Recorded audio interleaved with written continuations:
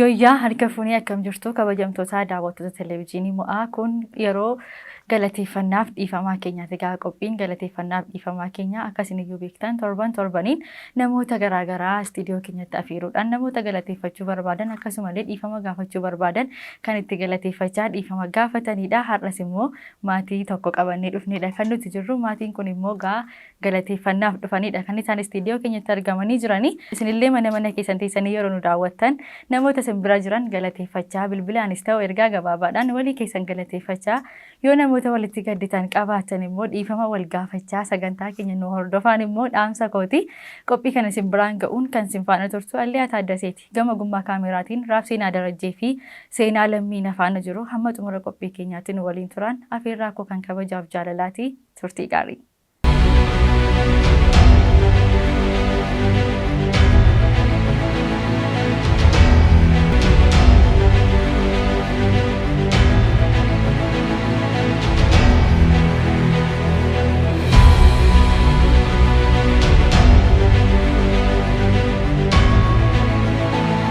Nagaan dhuftan. Meegaa maatiin akkas bareedu kun eenyudha jechuun isaanii nafu maqaa keessa wal baruurraa kaanuma eenyu isiniin jenna. Ani hojjetaa Wangeelaa Israa'el Waaqjiraan jedhama. Ayyee baga nagaan dhuftanii jenna. Ani immoo Masaratiin jedhama. Tole maqaa kee kan kee eenyu isin jedha? Kan koo Keetikaa Israa'eliin jedhama. Ani maqaan koo Mooses Israa'eliin jedhama. Tole atoo. David Israa'eliin jedhama. Tole gara istiidiyoo keenyaatti baga nagaan dhuftan isiniin jecha meegaa Wangeelaawii Israa'el hojiin isaanii maalidha? Meegaa Wangeelaawii magaafa jennu maqaa keessan irraa iyyuu ibsa. Mee bal'inaan immoo Israa'el maal hojjetu? Ani hojiin koo hojjetaa Wangeelaa Israa'el Waaqjiraan jedhama. Wangeeluma kanan tajaajila Rabbii irraa akkuma waamichaa fudhadheeni gara Itoophiyaa kana keessa argin dhufee booddee Waaqayyoo Efesoon boqonnaa 3 lakkoofsa 3-6tti dhoksaan sitti madhaa'edhe dhoksaa sanaan bakkeetti gadi na baasee naanini afaan afuriin naannoo Itoophiyaa keessatti labsanis afaan dhaloota kootiin hiikkadhe afaan Oromootiin ittaansee afaan Amaariffaa ittaansee afaan Arabiffaa fi afaan Ingiliishiitiin karaarra dhaabbadhee dhugaa ba'a jechuudha. Namatti tola. Mi'a afaanota kun wanti booddee isaanii jiru maali? Mi'a afaan afur kana yeroo baay'ee biyya keenya keessaa afaan Amaaraa fi afaan Oromooti. Mee akkamittiin baruu dandeessanii? Ani kan inni dhaladhe naannoo lixa Wallaggaa Asoosaa lafa jedhamuttidha. Arabiffa achittiin bare Ingilishii immoo mana barumsaa fi dabalee naannoo Eastern Africa Keeniyaa kana keessan ture Ugaandaa dabalee tamma South Sudan Rwanda fa'aa kana keessa ture tanii waggaa 8 walakkaa booddee almost amma waggaa 10 achi tureen deebi'ee dhufe. San deebi'ee dhufe kanas Waaqayyoo achumatti tajaajilaaf akka inni na barbaadu natti meennaan benefitii biyya laa isa deemaniittiin argatan sana na dhiisisee gara biyya keetitti deebi'ii galinaan jedheennaan deebi'een galee achii booda san deebi'ee galee durii gooftaan beeku achumatti gaafan beeku siin jedhu garuu akkamidha ga'een waldaa ofumaan naqa malee jijjiirama haaraa tokko of keessatti nagarree achii booda kan baay'ee si dhibu intala mul'oo Wangeel tokko jireenya ishee sa'aatii sanatti gooftaa waan hin beekneefanii balleesseen dhiisee deemee achi biyya keenya keessa gooftaan kun natti dhufee ifa guddaadhaan inni paastariidha. Paastariin akkamitti HIV qabanaan jedhee HIV sanarraas Waaqayyoo akkan qabaadhu ergiinni haasa'e booddee dhaqeen cheekaappii gaafa tolchuu qaba. Gooftaa kana warri kiristaanonni hundumtuu deebisanii dhugaa naa ba'anii durii ergisaan dhugaa naa ba'anii booddee gooftaa dhugaa fayyadani. Boolee eerpoortiitiin fudheen kisii keessa kaa'ee baay'een qoosaan ture. Garuu gaafa mul'anni guddaan kun natti dhufee namni korroomee rifeensi kofaa kun hundumtuun dhadhaabbatanii dabalee sodaa guddaa keessan galee nan jijjiiramee gaafan dhaqee cheekaappii MSF hospital kan jedhamu jira achi keessatti gaafan cheekaappii tolchuu qabdaanaan jedhan. Itti wal ilaaluun hin qabu jedhu warri Keeniyaamuu si morman it's up to yourself naan jette. Achi booddee bakka gara amantii kanaatti dhufee nana malee waggaa 8 walakkaa achi ture. waaqayyo Keeniyaadhaa immoo gara Ugaandaa deeminaan jedhee Ugaandaa dhaqee waldaa afaan Oromoo dhaabeen achitti biyya keetti galinaan jedhee waaqayyoon ergi biyya kootti galee booddee intala isheen gaddisiisee deeme sana immoo ifama gaafachuutu narra jira jedheen gaafan barbaadu isheen immoo faarfattuu mulu wangeelitti turte sa'aatii sanatti almost gara waggaa 15-16 akkas taati sa'aatii sanatti achi booddee gaafanii gaddisiisee deeme jechuudha. Achi booda dhumarratti sirkii ishee gaafan barbaadu isheen Finfinnee jirti jedhan. Ammoo lixa Wallaggaa biyyaan jira. Sirkii ishee fuudheetanii bilbileef namarraa. Haloo hin jedhan haloo. Eebati anadha maqaan koo maal sii godhaan jedhe. Sababni isaa yoo direct maqaa kootti mee isheen ifamannaan gootu waan ta'eef seenaa Yaaqoobtu natti dhufe. Akkamittiin akka inni eebba isaa hate. Maaliif sammuun koo tokko du'uu dhufte naan jira tokko immoo jiraachuu dhufteedha. Maaliif I was a patient of HIV na keessaan baanee dhumne isumaan baadhee jira. Achi booddee maqaan koo osoo maal sii godhaa maal barbaadde amma kan hin barbaade si gaddisiisee si awwaaleen deeme amma awwaalicha diigeen miila keetti kufee ifama si gaafachaa jira. Kanaaf akka ati ifama naa goote maqaan koo maal sii godha nama nam beelleetu ifama naa gaafata isheen immoo karaa biyya Xaaliyaaniitu deemu Liibiyaatti galaana keessa du'eera kan jedhu seenaa sana qabdi. Isa ta'uu danda'u wanti jedhu dhugaa. Achi booddee kirikiri baay'ee ergi goone booddee kaardiin 25 keessaa dhumee kan biraa bitee fidee ani haaraadha biyyichaa fi haasaan namaa walii xirootti galu. Achi booddee ishii bakka mormii kee ciqiciqii keetiif si dhiiseera natti maqaa keetti. Amma sitti ni jedhe maadhiis teettaa anis fudhadheera ifamicha alma abbaa manaa kee durii isa ture Israa'eel eessaa dhuftee ifa mana gaafattee achi booddee bakka antakkaa eebba koo hateera waaqayyo si eebbisu hin jedhee isheen feentii naqqaltee sa'aatii sanatti Finfinnee jirti hiriyoota isheetti natti yeroo jalqabaaf hin dhaqee hirriba gaarii narrafe. Erga dhiifama gootanii. Ergi isheen ifama sii godheera jettee booddee chumarraan waaqayyo mucaa Garramoo Xilaahuun Garramoo kan jedhamu tokkotu jira raajii sa'aatii sanatti waaqayyo misiraachoo haaraa si dhageessisa jedhee mahameen naa dhageessisun jedhee gaafa seenaa si ifama naa gootu waaqayyochi ifama naa godhee araara naa godheeti HIV irraa na fayyise. Amma achi booddee Oscar moo kan jedhamu lafaattiin cheekaappii tolchan tokkotu ture naannoo sana gaafa dhaqee tolchu hin jiru. Takka ture dhaqee ammas na ilaalin jedheen isheedheen na ilaali hin jiru. Sadaffaa na ilaali qaban jedhu. Maal taate maaliif sadaffaa ilaalamtaa qabdaa turte qabaan ture amma hin jiru hin jedheen. Achi waaqayyo gaafa isheen asii araara naa gootu araara guddaa naa godhee mucaa sana ishee baay'ee nan galateeffadhee waaqayyo bara ishee jireenya ishee haa eebbisu. Daballee kadhachuun jalqabe kadhachuun waa'ee gaa'elaa gaafa kadhachuu jalqabu haati koo abjootte afaanii bareedduu fiddeetu itti qaawwaa mana keenyaa duuchituun argeetti waan kun sirriidha jedheetanii amma tumanii silkii bolii bilbiluu jalqabne gaama jireenya ishee kanaan dura balleesseera ijoollee durbaa kan biraa fuudhuun narra hin jiru reepente jechuun qalbii diddiirrachuu jechuun sakkas deemtu directionii kee jijjiiru jechuudha. Achi booddee maali adda waa'ee gaa'ela akka kana duraa nagattee nagaddisiistee deemuu feete lakkaannoo nama waaqayyo ta'een dhufe tajaajilaadha akkas hin jedheen. Ara tasawuu ani hin ta'u isheenis. Lakkaa isheen gaafa laxxee kadhattuu waaqayyo maal jedhaanii charchii waldaa Amaanu'eel keessatti ishee maal jedhaanii sirkii kana abbaas kottuudhaan madirakiitti ol ba'e. Achi booddee maal gaafa isheen jettu isa miti yaa waaqayyo sibiraa miti abbaan manaan koo kuni jettee gaafa gaafattu anumatu dhufee fudhadhu siin jedha gaafa jedhu almachi taa'ee biyya taa'ee sirkii bilbile kaasi sirkii kana sirkiin kun kan isaa gaafa kaastu kan koo ta'ee argame.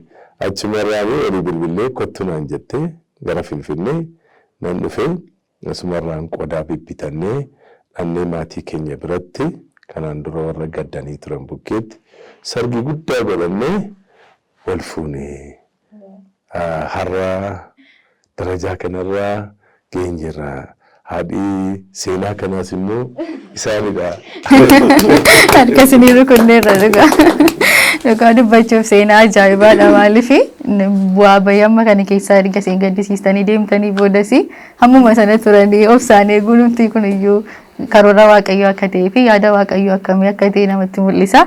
Baay'ee namatti tola dhugaa dubbachuuf ergasii kun araarri isinii ta'ee HIV irraa fayyuu jechuun waan salphaa miti. Akkuma addunyaatti waan qorichi ittiin argamneefidha. Garuu araarri waaqayyoo qoricha addunyaan kun oomishtu caalaa waan ta'eef araarraa waaqayyootiin isinis har'a gahuu dandeessanii kun ijoollee kana fakkaatan qabdu waaqayyoo fagalatuun jedha. Meegaa yeroo darbe immoo gara televezyiinii mo'aa kana dhuftanii tumsa mo'aa irratti dhiyaatanidha kan isin turtanii yeroo ayyaana darbe. Yommuu haala yeroo sanaa akkam ture gabaabsaatiin yaadachiisaami. Haalli yeroo sanaa fincaan na cufee wangeela lallabuu hin dandeenye. Akka nama sila sitti miti afaan lallabaa. Afaan afaan ergi lallabee booddee tajaajilli koo hoolistikiidha. Hoolistik gaafa siin jedhu wangeelarraa ala tiraafika nan barsiisa, dhiiga arjoomaa nan jedha, dabalees immoo fayyaa keessan dhaqaatii cheekaappii tolchaa jedheetan kana barsiisa.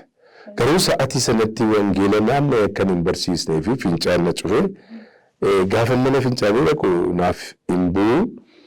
Fixeera gaafa jedhu immoo akkuma kanaan dura mo'aa irratti haasa'e surrii keessatti na jalaa dhufaa ture jechaadha. Baay'ee rakkadhaan ture mana keemii dhaqee yaalamee gaafa isaanii na gaafatanii ilaalanii xannacha guddaa prostiit kan jedhamu inni guddateera. Yoo daftee baasisuudhaa baattee immediately kaansarii ta'eeti hin jijjiiramee tamsa'a. Naan jedhanii natti haasa'anii sa'aatii sanatti immoo warra dhuunfaa bukkee dhaqeetanii gaafanii cheekaappii tolchuu birrii 100,000 ol nu gaafatan ishee wajjin dhannee ture. Sa'aatii sanatti immoo isa argachuu hin dandeenye birrii sana maaliif yooni galiin kan koo wangeeladha. Wangeelarra dhaabbadheetanii sagalee waaqayyoo facaasa. Iseenis immoo akkuma agartanii hojjetaa mootummaa turte garuu waaqayyoo ishee barbaadeeti maatiidhumaan nu barbaade jennaan. Iseenis har'a wangeela kana tajaajilti. Lamaan keenya teolojiidhaan digriidhaan eebbifamneerra. Achi booda galii biraa hin qabnu. Gochuun kan nurra jiru maali waaqayyoon eeggachuudha. Amantii immoo qaba. Amantii akkamiin qaba? Waaqayyo HIV irraa na fayyise kanarraa gubee balleessuu danda'a. Yoo immoo darbinaan jedhu immoo opereeshiniidhaan haa ta'u na dabarsaa jedheen yaadaa ture. Baay'ee garuu rakkoo maallaqaan qabaan ture. Kanaan dura fincaan na cufeeti bu'aa dhaqeetan giddiidhaan xabbee dhiiga faatu bobbu'aa akka ta'u ta'eetan fincaa achi booda namoota mari'achiisee birriis immoo baay'ee akkuma isin beektan hojjetaa wangeelaadhaan qabu. Addis xaqlaallaa hospitaalii raadiyooloojistiin Dr. Habtaamuu kan jedhamu jira achi dhaqinaan jedhan. Achi gaafa dhannuu mirmaraa na gochuudhaaf na gashanii mirmaraa ergii na godhanii na fixanii booddee baay'ee na dhukkube birrii isaa inni fincaansi cufe kuni xannachadha. Xannachi kun immoo prostiit kan jedhamudha. Fincaan kee kanarratti oolee bulee ennaani gara kaansaritti geeddarama. Kanaafi baasisii naan jedhan. Meeqaan immoo baasisamaa jedhee gaafan gaafadhu qabsiisuuf duwwaa birrii 100,000 dabalatee birriin dabalataa waan adda addaa kan qorichatti bitettu jira jedhan. Isa dhiiseetan gara kan mootummaatti dhaqe. Gara kan mootummaa Raas Dastaa gaafan naqu Raas Dastaan tokkoon na sakattaanii na ilaalanii kuni asitti hin danda'amu. Opereeshinii isaatu hin ta'in meeshaatu jira kan bulleessee keessaa baasu. Gara Phaawulositti deemedhanii rifeerii naa kennaniin rifeeriin isaayyuu kiisiikuu addana keessa kaa'een ture natti fakkaata. Rifeerii naa kennanii fuudheetan gaafan dhaqu saayiziinsaa 68 gaheera. Milikkitoonni jijjiru. Kanaaf dhattee bulleessitee yoo keessaa babbaasiste malee hin ta'u. Gara fuulduraatti immoo kaansarii ta'ee yoo tasaraacceesi gadheedhaa naan jedhan akka ishii jedheetan gara Phaawulos dhaqee warri Phaawulosis na ilaalanii tokko tokkooni dafiitii baasisii kuni guddatee jira gara kan biraattis jijjiiramuu danda'a naan jedhan jechuudha. Achi booddee tole jedheetan isaanii waan isaan naan jedhani ogeessi fayyaa fudhadhee amma gara dhattee immoo gaafa siree qabattu waan ittiin bibbittu adda addaatu jira. Kaffaltii adda addaanis jira. Kaffaltii kanaafis immoo ani amma humni koo nan danda'u. Maaliif ani hojjetaa wangeelaadha. Akkuma kanaan dura isinitti hime meendaan qabu waldaa keessaa bakkeettiin tajaajilaa. Kanaaf jecha gaa mana qorichaatiin har'allee isin interviyuu kanaaf na waamtanii jennaan qoricha isaan dhaqee bibbitii jedhan amma tokko yaaleera. Isumaayyuu qoonqoo ijoollee koorraa haadha manaa koorraa fuudhee sababiin isaa maaliif fayyuutu narra jira. Yoon fayye immoo namoota baay'eetu immoo gara gooftaatti deebi'a. Kanaaf jechanii har'a iddoo kanatti dhufee argame jechuudha. Miirri dhukkubbiinsaa maalidha? Mee wantichi boodarra akkam ta'aa dhufee jalqaba na rakkisa naaf didee jettanii dhiigas immoo qaba kan jedhu kaastanii giddiimaan immoo maalidha amma miirri keessa jirtan haalli keessa jirtan? Amma tokko amma haalan keessa jiru mana fincaanii dhaqee gaafan deebi'ee dhufu surreedhuma irratti koontirool gochuu hin danda'u waan ta'eef fixeereedhee gaafan dhufu surree keessatti hin gadhiisa. Kanaaf immoo dhaabbadhee karaarra lallabuu hin danda'u. Taa'uuf immoo akkuma isin beektanidha. Amma dhadhaqee naan jedha. Gaafan dhaqee fixeereedhu sarbaa koo kana keessatti hin gadhiisa jechaadha. Kanaaf rakkoo baay'een qabaa dabalatee na dhukkubaa akkasaa kanaan inni immoo xannachichadha.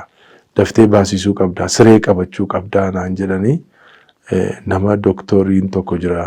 Doktor Petros kan jedhamu achuma Xuqur Ambassaa keessa isatuyyuu akkan yaalamu namoonni kiristaanonni adda addaatti naa himanii isatuyyuu har'a akkan argadhu nu godhe malee in argadhu iyyuu ture karaasaa sababisaa nama baay'eetu jira akkuma isin beektanii ani immoo nama hin qabu. Horiis immoo kan gillii dhaqanii ittiin akkamachuudhaan hin qabu. Kan hin qabu Waaqayyoodha. Waaqayyo qaba taanaan immoo hunduma isaayyuu qaba. Kanaaf jechan har'a iddoo kanatti dhiyaadhee interviyuu kanaaf immoo deebii kan hin kennuu danda'ee fi rakkoo narra ga'e kanarraadha jechuudha. Egaa kanaafuu wantichi maallaqi argamee jennaan opereeshinii ta'ee bahuu danda'a jechuudha. Maallaqi argamee jennaan tokkoffaa ituu gara kaansariitti geeddaramee nanna koo keessatti hin tamsaa'ini. Haalli yeroo sana ture akkam ture gabaabsaatiin immoo akka haadha manaa tokkootti haala akkamii dabarsitanii maal fakkaata ture? Galatoomaa saniin jecha haalli yeroo sana ture baay'ee ulfaataa ture. Indaa'uun iyyuu isaa yeroon fincaa'u eegganii fixeera jedhee asna keessa yaa jedhee duwwaayyootu hin ta'ini. Dhiiga fincaa'aa ture. Baay'ee dhiiga fincaa'aa ture. Yommuu shinti beetii keessa seenu akkuma dubartii yeroo ciniinsifattu ciniinsifata ture. Baay'ee ciniinsifata. Sagaleen isaa shinti beetii keessa jedhama sa'aatii baay'ee iyya. Innaa kun immoo nurratti immoo simmeetii addaa nurratti uumeera maatii irratti. Akkamitti yoo jette baay'ee baqa hin dhiphataa hin cannaqamaa ammas mana fincaanii galaa ammas mana fincaanii galaa fixeera jedhee immoo yommuu inni ba'u immoo ammas immoo hin qabaanii lakkaa inni wayyaa isaa keessas jalaa gadi hin ba'a ture.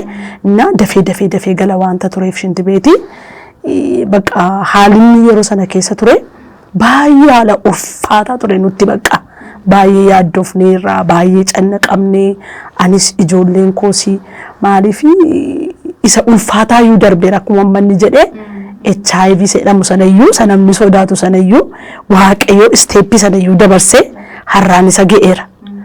Haa ta'u iyyuu malee isaati immoo inni kun immoo maal godhee yaaddoo nutti uume maatii hundumaatti yaaddoo nutti uume waaqayyoof immoo galanni guddaan immoo haa ta'u. Darbeera guyyaan sun. Guyyaan sun immoo kun darbee har'a immoo akkasitiin dhiyaanneerra. Waaqayyoof galatu haala ulfaataa akka ture tumsa waan yeroo darbeerraa hundumti daawwattoonni keenya illee nu ilaalaa daawwataadha kan isaan turan keessa beeku jedhee namana meegaa erga gara tumsa mo'aa dhuftanii booda deeggarsa akkamiiti isinii taasifame maaltu isinii ta'e? Deeggarsa kan naa ta'e warri kaan kadhannaadhaan deeggarsa naa godhaniiru. Warri kaan bilbilanii jabaadhu waaqayyo si wajjin jira naan jedhaniiru. Warri kaan immoo birrii 5 dhugaa haasa'uudhaa fi birrii 5 jalqabee amma waan qabanitti na duukaa maallaqaan deeggarsa naa godhanii na duukaa dhaabbatanii har'a akkanii fayyee gara keessan dhufu kan na taasise daandii ummanni deeggarsa isaan naa godhanidha jechuudha karaa TV mo'aa. Kanaaf innis ituu sa'aatii sanatti deeggarsa maallaqaas naan goone ta'ee kadhannaas naan goone ta'ee jajjabinas naan goone ta'ee sa'aatii kanatti hin fayyuun ture. Sababi isaa naaf isheen gaafa nu baqaqsuudhaaf gaafa isaan nu beellamanii dhannee D5W kan jedhamu gulukoosii tokkotu jira. Gulukoosiin sun 20-40tti barbaachisa. Tokkoonsaa birrii 1,400 inni immoo hin jiruu tureyyuu naannoo Jommoodhaa dhanneeti baannee finnee dhufne. Ilaalaa gaa amma sa'aatii sanatti isheenis hojjetaa mootummaa miti anis hojjetaa wangeelaadha isheenis hojjetaa wangeelaadha. Isheen immoo ayyaanaan nu tajaajilti. Kanaafi sa'aatii sanatti deeggarsi kadhannaanis haa ta'u maallaqa birrii 5 jalqabee namni waan qabuunitu nan gargaarre ta'e har'a sadarkaa kana fayyee hin dhufuun ture. Kanaafi karaa kanaa baay'ee deeggarameera jechuun barbaada. Kanaafuu namni hundumtuu kadhataan isa ta'u qarshii isaa xiqqoodhatuun jedhanii isin bira dhaabateera jechuudha. Dhugaadha. Tole egaa yeroo sana yaala fayyaata isin barbaachisa ture. Haala yaala keessanii sana akkamiin yaala akkamiin isiniif godhame ergasii dhukkuba keessaniif akka isinii barbaachisutti yaala gahaa argattaniittu. Doktoroonni na baqaqsaniiru piroosteetii sanas keessaa naa baasaniiru ergasii booddee kaatiitarii waan jedhamu tokkotu jira. Isas keessa naa gashanii akkanii fincaan sirriitti akkam fincaa'u taasifameera jechuudha. Kanaafuu deeggarsa hawaasi bal'aan nu ilaalu kun isiniif godheeni isiniif taasiseeni yaalli keessa yaalli guutuun isiniif taasifameera jechuudha. Naa taasifameera. Maalli isinirra jirtan maal fakkaata yaalli fayyaa keessanii erga tumsa kana dhuftanii akkas yaalamtanii booda haalli isinirra jirtan maal fakkaata? Haalli amma irra jiru isa duraanirra xuruudha gaariidha. Maaliifi yaa'u akka doktoriin naan jedhetti garuu ji'a tokko amma ji'a lamaatti fudhataa naan jedhe. Amma isa duraanirra amma naa bu'aa fincaan naa bu'aa garuu gaafa fixuudhaaf jedhu duwwaati natti dhagahama. Kuma isheen sila jettee yaa'u OAS waan ta'eefi ji'a lamas fudhata waan jedhaniif ergiin ta'e amma immoo ji'a tokkodha. Kanaaf ergii amma ji'a lamaatti waan fudhatuufi yeroo na fudhata malee gaariidha isa duraanii. Jijjiirama qaba. Jijjiirama guddaadha. Isinoo gama keessaniini isa duraa sanaaf isa ammaa wal bira qabaati maaltu jira amma haalli mana keessa jiru ta'u maaltu isinitti dhagahame erga deeggarsi isiniif godhame. Ani amma haala isa duraarra baay'ee gammachuu qabna. Baay'ee nutti toleera akka maatiitti jechuudha. Maaliif yoo jette dhiphinni isaa dhiphina keenya waanta ta'eefi rakkinni isaas rakkina keenya waan ta'eefi dura yeroo bakkeedhaallee adeemaa dhufuu wantichi iddoo dhukkubuu fi fuula isaarraati illee simmeetiin dhukkuba sanaa gaafa argamu namni mana keessa jiru gaa hin dhiphata bitiire hin cannaqamas. Kanaafi amma sun hafeera. Sun hafeera inni mana fincaanii galanii miixatan suni iyyan suni hafeera. Amma haala gaarii keessa jira waan gaarii namatti tolu tokko keessa jira. Akkuma manni jedhe immoo inni kaan immoo suutaanii sirrataa deema waanta ta'eefi gaariidha amma baay'ee gaariidha jedheenanii qistiin ibsaa jechuudha. Haala yeroo sana turre hundumti keenya beekna. Nuti gaamanattis dhufuu baannu asitti waan jiru arginee jirra. Egaa fuuldumti namaayyuu garaagaraa beeksifamti. Fuuldumti isaaniillee jijjiiramee har'a maatiin akkas gammachuudhaan yeroo sana qofaa isaanii turanii kan dhufanii amma maatiinis hundumtuu gammachuudhaaf dhufanidha kanas jiranii. Egaa kana dudduuba immoo kan jiru hawaasa bal'aa isin deeggeriidha. Namoota isin deeggeree kan akkamitti galateeffattu isinuma irraa jalqabuuti. Galateeffannaan waan guddaadha jechaan waaqayyo mataa isaa yoo agartanii galateeffannaa barbaada. Namni immoo bishaan sii buusee bishaan mallee sii buusee teenkii jechuun ni qabda. Kanaafini qarshiisadhaan isa ta'u kadhannaadhaan isa ta'u warri biyya keessa biyyuma keessaatiin adeeggaran biyya alaatu hin ta'in biyyuma keessaa warri adeeggaran kadhannaadhaanis maallaqaanis birrii 5 jalqabe hunatnu. Waaqayyo bara keessa naa eebbisu jireenya keessa naa eebbisu dabalaa deemaa fayyaan keessan guutuu haa ta'uu jedha. Ergaa Yohaannis irraa fayyaan kee guutuu akkasii ta'uu fiinsii kadhadhaa'edha. Ani amma kaniin nama eebbisuu barbaadu gidduu kana kan naa galee maa inni ergin dhukkubsadhee galee ka'ee booddee fayyaadha. Fayyaan kee guutuu haa ta'u. Fayyaan keessan guutuu haa ta'u. Yoo fayyaan kee guutuu ta'e hojjettee jiraachuu dandeessa. Barachuu dandeessa. Gaa'ila godhachuu dandeessa. Lafa yaadde sana ga'uu dandeessa. Kanaaf fayyaadhaan nama eebbisuu barbaada amman. Waan guddaan akkuma Yohaannis ergaa isaatti fayyaan keessan guutuu akka inni ta'uufini kana isinii kadhadhaa. Kan naa gale guddaan yoo jiraate maa inni fayyaadhaan nama eebbisudha. Kanaaf maal jechuun barbaada fayyaan keessan guutuu haa ta'u. Jireenyi keessan haa eebbifamu. Hojjedhaa milkaa'aa waaqayyo bara keessan haa eebbisu jechuun barbaada. Galatooma isinis carraan isinii kennaati namoota deeggarsa isiniif godhanii akkas akka gammachuudhaan deebitanii dhuftanii isin godhan kanaanii galateeffachuu dandeessu. Egaa ani jechoota koo keessatti waan tokkoon qaba. Namni ulataa namaa irraanfate ulataa waaqayyoo yaadatu. Waan darbee yaadatanii waaqayyoon isin galateeffatu namas immoo hin galateeffatu. Kanaaf maal jechuun barbaada nuun amma daandii nuun keessa dabarree har'a immoo akkasittiin babbareennee dhufnee teenyee galateeffachuu dhufne kuni warra kadhataan nu bukkee dhaabbatanii haala hundumaa keessatti jabaadhaa warra nuun jedhanii hunduma isaanii karaa fuula TV mo'aa warra nu ilaalan hundumaaf yoo maqaa isaaniillee dhoofnee fixuu dadhabne nama tokko lama miti waan ta'eef waaqayyo hunduma isaanii isaan haa eebbisu haa eebbifaman hin jedha ittuma dabalees immoo warra TV mo'aa waaqayyo isiniinis isin haa eebbisu jechuun jaalladha. Ayyee galatooma meeqa ijoolleetti deebi'eera abbaan keessanii akka isin dhiibamanii gara TV mo'aa dhufanii deeggarsa godhamee fi immoo har'a fayyaniiru mee uummata isin deeggare isin bira dhaabate kanaan maal jettameeti? Baay'ee natti toleera. Baay'ee isaanii galateeffadha. Isiniinis waaqayyo isin eebbisu jedha. Tole haa ta'u abbaan keessii fayyuu isaaniitii fi maal jettamee daawwattoota keenya? Abbee koodhaan qarshiidhaanis kadhannaadhaanis waan gargaartaniif waaqayyo isin eebbisu jechuun barbaada. Maal jettaan? Tole haa ta'u. Abbee koodhaanii qarshiidhaanis karraanis warra deeggarsa godhanii fi galatooma jechuun barbaada. Tole egaa sagantaa keenya gara xumuraatti fidaadha kan nuti jirru. Addatti immoo egaa wangeelaawwini nama kana galateeffachuun barbaada. Nama meenshin gochuu barbaada yoo jiraate carraan isiniif kennaati galateeffachuu dandeessu.